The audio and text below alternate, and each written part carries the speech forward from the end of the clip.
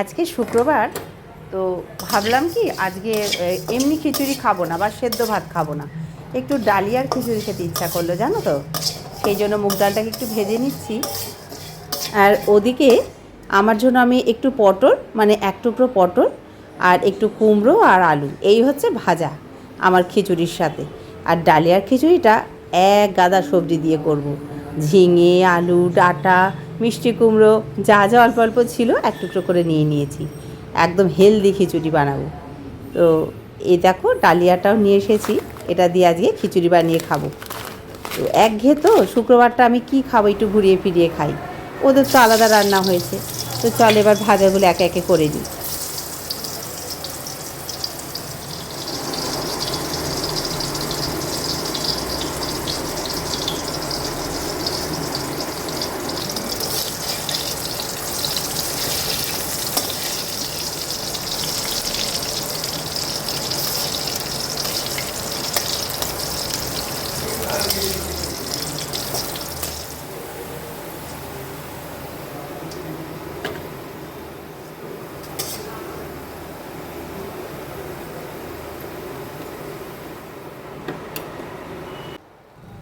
তবে খুবই হালকা করে একটুখানি আদা দিয়ে দিলাম আর পাঁচফোড়ন দিলাম সোমবারে, তার সঙ্গে একটুখানি শুকনো লঙ্কা, তেজপাতা।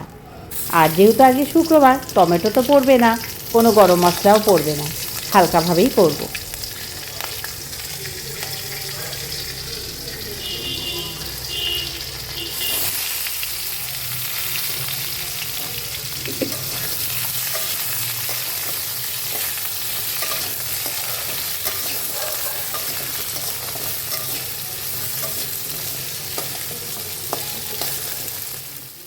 সবজিগুলো তো ভেজে নিয়েছি, এবার ডালিয়াগুলো দিয়ে দিলাম। আর ওইদিকে মুগ ডাল তো আগেই ভেজে নিয়েছিলাম, ওটা একটু ধুয়ে এর মধ্যে দিয়ে একবারে কষে নেব।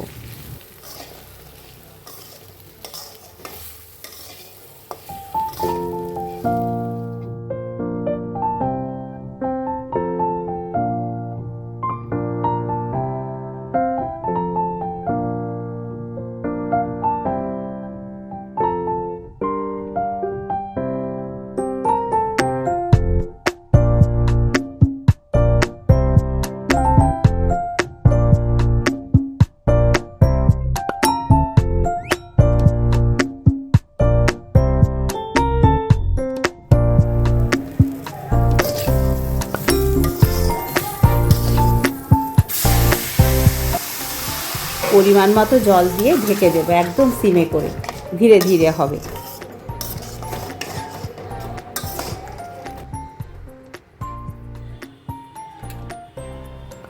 ঢাকনাটা চলো নিয়ে আসি। এই দেখো আমার বাসনগুলো সব শুকিয়ে গেছে। যে বোনটা আমার বাসন মেজে দেয়, ও একদম ধুয়ে ধুয়ে জানলার ধারে উপর করে দিয়ে যায়। এই যে এটাকে এবার ভালো করে ধুয়ে নিই আরেকবার।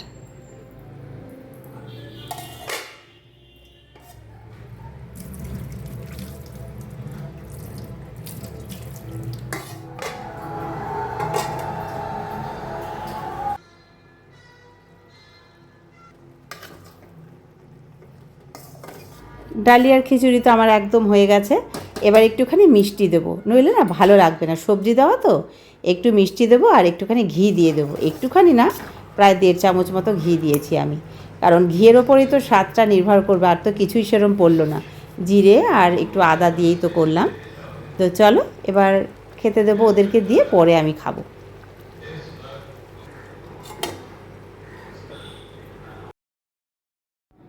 অমিত তো খেয়ে নিয়েছে, এবার আমার খিচুড়িটা আমি বাড়ছি। একদম হেলদি খিচুড়ি, সমস্ত সবজিও খাওয়া হবে, আবার একটুখানি ডালিয়া খাওয়ার শখ হয়েছিল সেটাও খাওয়া হবে। একটু বেড়ে নিই, আর বেশ এখনও গরম আছে জানো তো, ঠান্ডা হলে তবেই খাবো।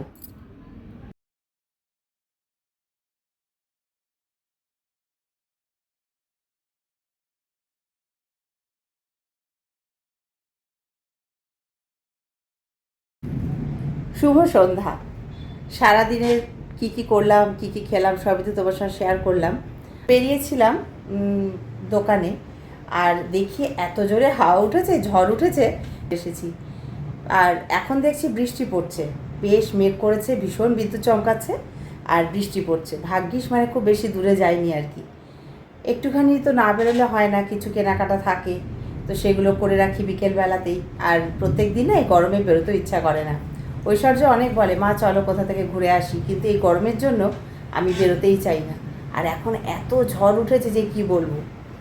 আর আমার মেয়েটাও প্রায় নামবে, বললো যে মা ট্রেন থেকে নেমে গেছি, এক্ষুনি চলে আসবে। এই ঝড়টা মাথায় করে ওকে আসতে হবে। তো চলো। আর শুনতে পাচ্ছ মেঘের ডাক? এই দেখো,